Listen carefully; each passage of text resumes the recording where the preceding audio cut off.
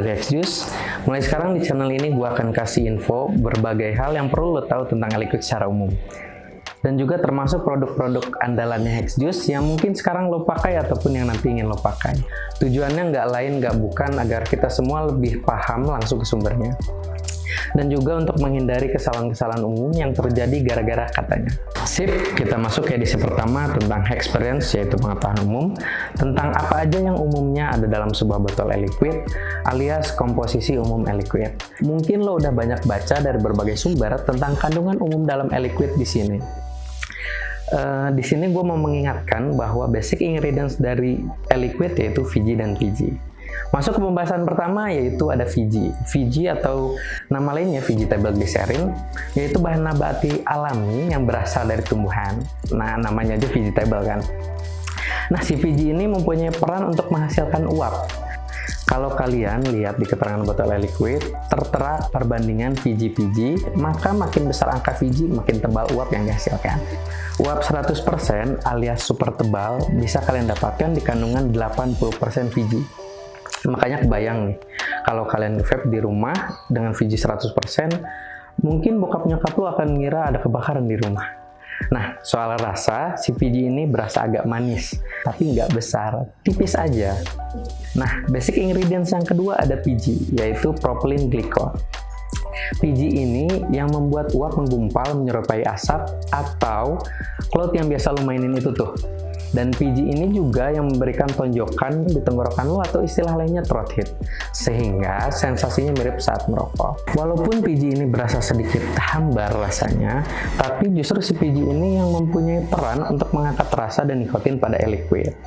Jadi makin besar angka PG, maka makin kuat dia mampu mengangkat rasa dan throat hit. Nah, yang ketiga ada essence alias flavor alias perasa. Dari namanya aja kalian udah tau lah ini apaan. E-liquid makin hari makin identik dengan keunikan rasanya. Nah, itu tuh adalah hasil dari permainan berbagai essence yang dikombinasikan secara mahir oleh peracik-peracik e-liquid alias brewer. Nah, untuk menghasilkan rasa mango salsa atau strawberry cheesecake misalnya, komposisi essence yang diuji cobakan itu kompleks banget. Nggak kayak lo bikin telur ceplok, kasih garam, udah aja gitu. Nah, makanya mulai dari sekarang, mari kita hargai rasa-rasa yang ada pada e-liquid kita, Hell Brewer. Nah, selanjutnya ada sweetener alias pemanis.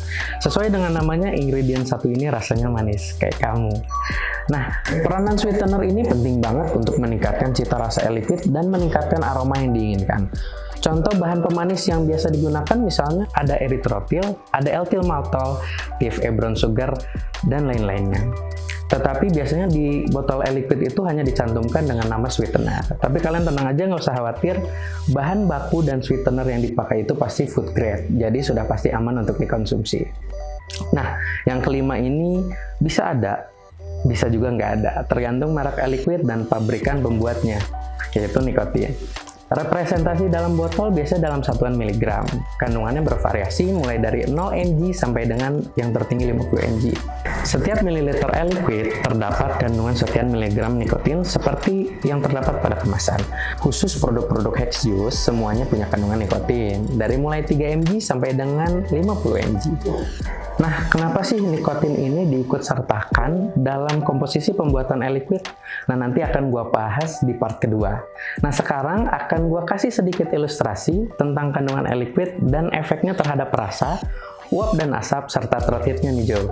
Ketika lo lihat komposisi VG dan PG, maka lo bisa bayangin experience apa yang lo dapat dari liquid tersebut. Misalnya, lo pilih liquid dengan perbandingan VG-PG 80/20, maka lo bisa dapetin untuk maksimal dari VG-nya, dan juga PG yang hanya mengangkat rasa sebesar 40%. Dan throat hit yang sangat sopan sebesar 30%.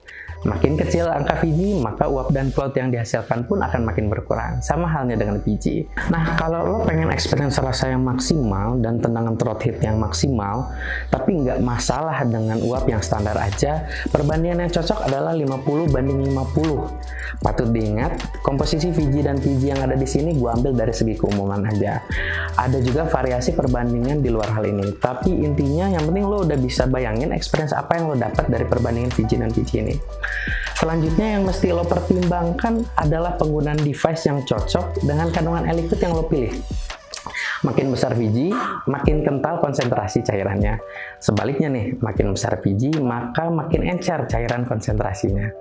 Komposisi keduanya akan saling melengkapi. Kalau yang satu turun, maka yang lainnya mesti dinaikin. Ya, kira-kira kayak gitulah pokoknya. Ketika lo pilih VG maksimal 80%, maka device yang paling cocok adalah RDA, agar experience lo juga maksimal. Sebenarnya lo bisa aja maksa pakai pot, tapi pengalaman vape yang akan lo dapat itu nggak akan seenak di RDA. VG 50/50 artinya dia encer, maka sebaiknya lo pakai pot untuk pengalaman maksimal yang bisa mengeluarin semua, mulai dari rasa, throat hit yang maksimal, dan juga asap yang cukup memuaskan.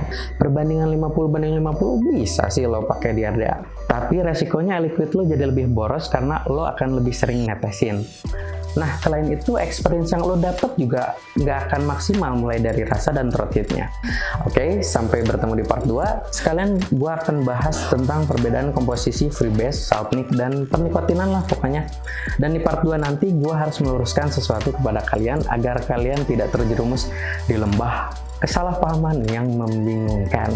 Say what you wanna say in the comment, jangan lupa subscribe dan like channel HexJuice. Ring the notification is also needed. See you soon guys, gua Farhan, adios premiums.